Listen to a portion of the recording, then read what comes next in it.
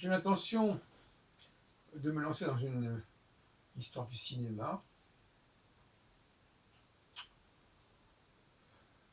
en rapport avec la question du couple. Le cinéma américain en particulier.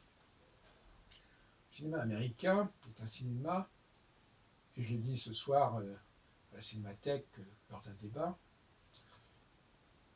en ce jeudi soir, c'est un cinéma dont les scénarios s'articulent sur un rapport entre un homme et une femme. C'est pas le seul épisode, mais c'est en quelque sorte la constante. Aussi bien chez Hitchcock que dans Un train sifflera 3 fois, ou Tant qu'il y en a des hommes, ou dans le film qu'on vient de voir, N, The Outlaws, le deuxième film de Losey, Joseph Losey. Dans les situations les plus extraordinaires, dans les genres les plus divers, il faut qu'il y ait un couple. Et je pense que ça est lié aussi à une certaine théorie, à une certaine conception du végétariat. Il faut une femme, il faut un rôle pour une femme, il faut un grand rôle pour une femme. Autrement, même par exemple, j'ai vu le dernier James Bond, il y avait une femme importante, et cette femme, elle a porté en partie le film sur ses épaules. Donc, c'est pour des raisons professionnelles, c'est pour des raisons de contrat, mais les scénaristes avaient, à mon avis, c'est une théorie que je développe, avaient le devoir de construire un film, un scénario, autour d'un couple. Et je dirais même que c'est comme ça que le scénario pouvait se développer. On prenait le couple et après on construisait autour de ce couple, qu'est-ce qu'il allait faire, comment il allait se passer pour lui, etc. Et à ce moment-là, beaucoup de choses se constituaient tout autour de ce couple. Voilà comment je vois les choses. C'est vrai, par exemple, pour le film N de Losey, qui a fait l'objet d'un débat ce soir, parce que, finalement, on nous dit, oui, ah oui, c'est bien qu'il y ait un couple dans le film, mais c'est même pas que c'est bien qu'il y ait un couple dans le film. C'est le couple qui est le cœur du film. Ce qui ne veut pas dire forcément qu'il soit le centre du film, mais c'est le point de départ du film. C'est l'élément initiateur du film. Et c'est vrai pour des centaines de films américains sur 6 décennies, sur 10 décennies. Je ne sais pas. C'est une tradition qui n'est pas du tout. Qu'on retrouve beaucoup moins dans le film français, mais dans bien des cas d'ailleurs, les films français sont influencés bien évidemment par les films américains. C'est pas par hasard que chez Truffaut, par exemple, le couple joue un rôle important. Et Truffaut est très influencé par le cinéma américain. Bon. Pour pouvoir déterminer l'influence du cinéma américain, encore faudrait-il être capable de déterminer ce qu'est le cinéma américain. Et donc, il faut savoir cela. C'est un paradigme qu'on se retrouve dans les films de policiers, dans les films de science-fiction, dans tous les films qu'on peut imaginer aux États-Unis. La plupart du temps, il y a un élément, il y a une femme qui va jouer un rôle important, il va y avoir une intrigue amoureuse qui va se greffer, ou qui va s'articuler, ou sur lequel va s'articuler plus exactement, ce que je préfère, une intrigue policière, ou une intrigue sociale, ou une intrigue militaire, ou une intrigue d'espionnage, peu importe, mais ça sera toujours l'élément du couple qui va être l'élément qui va permettre de construire progressivement le scénario. Voilà le secret du scénario américain. Alors, je termine cette petite, je termine cette petite causerie sur le cinéma par quelques réflexions complémentaires.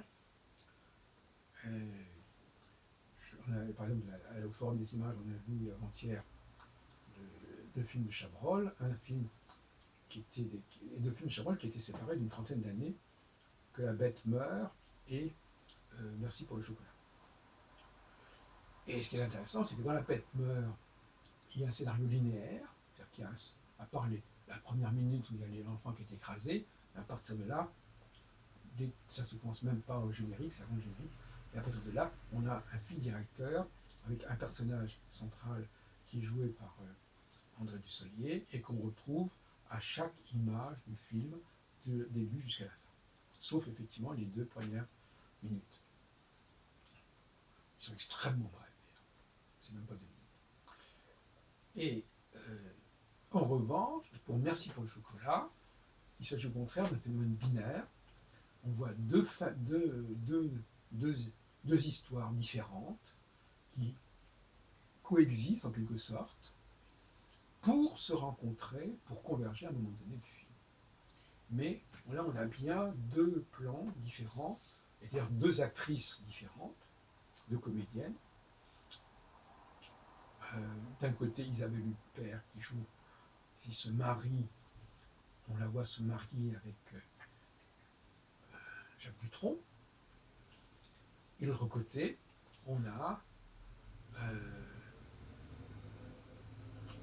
une famille autour où il y a un certain secret de famille qui est révélé, et ce secret de famille va entraîner la rencontre entre les 2 familles, puisqu'on apprend que la fille de l'autre famille, à sa naissance, elle a été mêlée à la naissance du fils de l'autre famille, qui sont nés le même jour en fait.